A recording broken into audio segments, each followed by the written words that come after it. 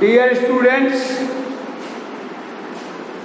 in this series of English synthesis, I shall teach you use of preposition with noun or gerund। आज हम आपको बताएंगे कि कहाँ पर नाउन और जीरंड का प्रयोग होता है। भाई, किसी भी नाउन के बाद, किसी भी नाउन के साथ अगर नाउन है उसके बाद उसके पहले प्रीपोजिशन अवश्य आता है। जैसे I am going to school, अर्थात टू के बाद स्कूल नाम आ गया। He is swimming in the river. देखिए, रिवर के पहले इन आ गया, यहाँ स्कूल के पहले टू आ गया था। कंफर्म हो रहा है कि नाउन के पहले प्रीपोजिशन का स्थान होता है।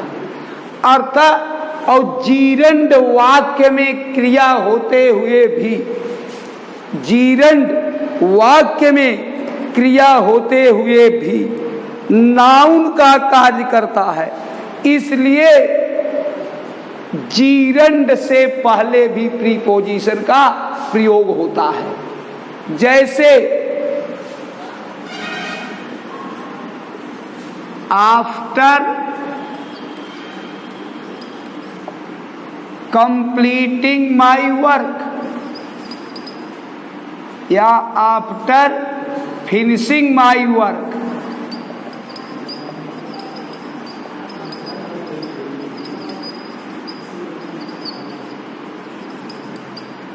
After finishing my work I went to market.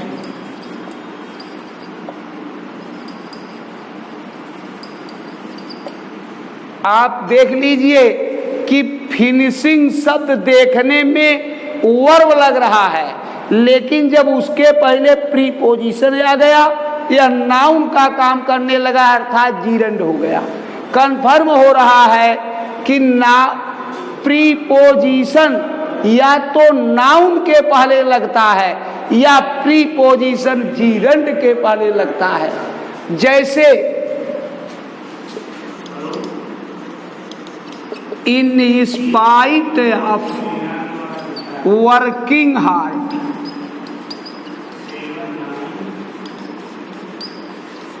और ही फेल्ड, कठिन परिश्रम के बावजूद वह फेल हो गया। अभी कंफर्म हो गया कि प्रीपोजिशन या तो जीरंड के पहले लगेगा भाई, या तो नाउन के पहले लगेगा। जीरंड भी क्रिया होते हुए वाक्य में नाउन का कार्य करता है, लेकिन किस दशाओं में कौन सा प्रीपोजिशन लगाया जाता है यह हम आपको पहले एक बार बता दे रहे हैं। जब वाक्य जोड़ते समय दोनों उपवाक्यों में अनुकूलता या औचित्यता पाई जाती हो, जब दोनों उपवाक्यों में अनुकूलता या औचित्यता पाई जाती हो, वहां पर सामान्यतः प्रीपोजिशन बाई लगाते हैं। जैसे he worked hard, he past, वह कठिन परिश्रम किया, वह पास हो गया। अभी हमको भाई सिंपल बनाना हो, बाई वर्किंग हार्ड,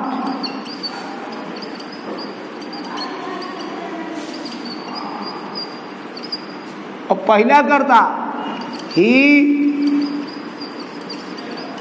पास्ट, भाई देखिए, यह वाक्य हमारा सिंपल बन गया।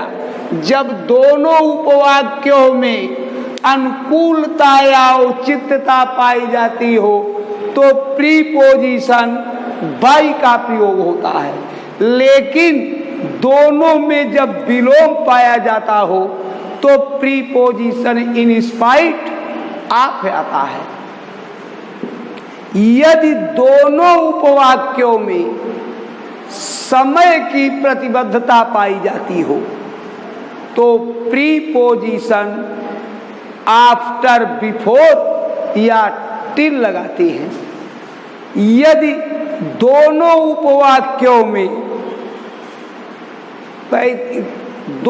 उपवाक्यों में बीमारी का पता चलता हो, बीमारी पकड़े हो अगर, तो प्रीपोजिशन विद लगाया जाता है। पहले बीमारी और बाद में मृत्यु हो जाए तो प्रीपोजिशन ऑफ आता है। सफर्ड के साथ सदैव फ्रॉम का प्रयोग होता है। अभी वाक्य रहे,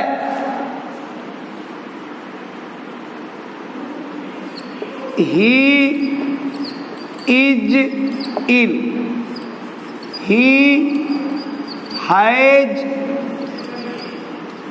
high fever.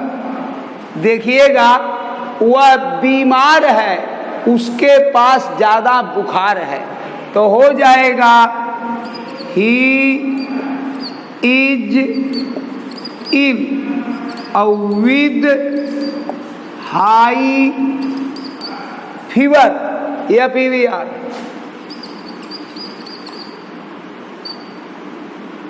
He is ill और विद हाई फीवर।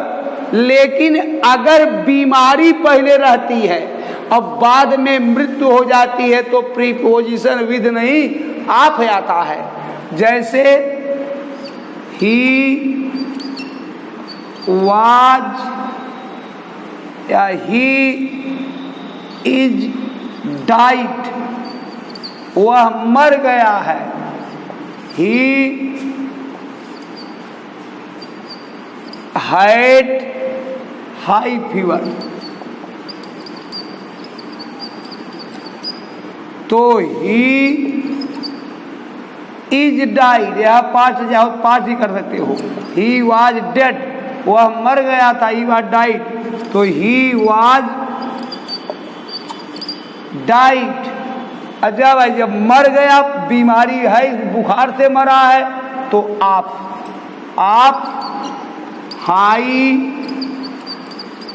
फीवर।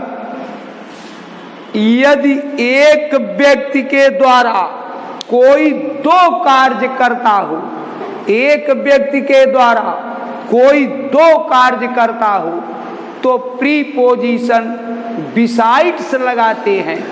जैसे भाई, ही टॉट मी इंग्लिश और he gave me 5 rupees besides teaching English और ही गेव मी 5 rupees।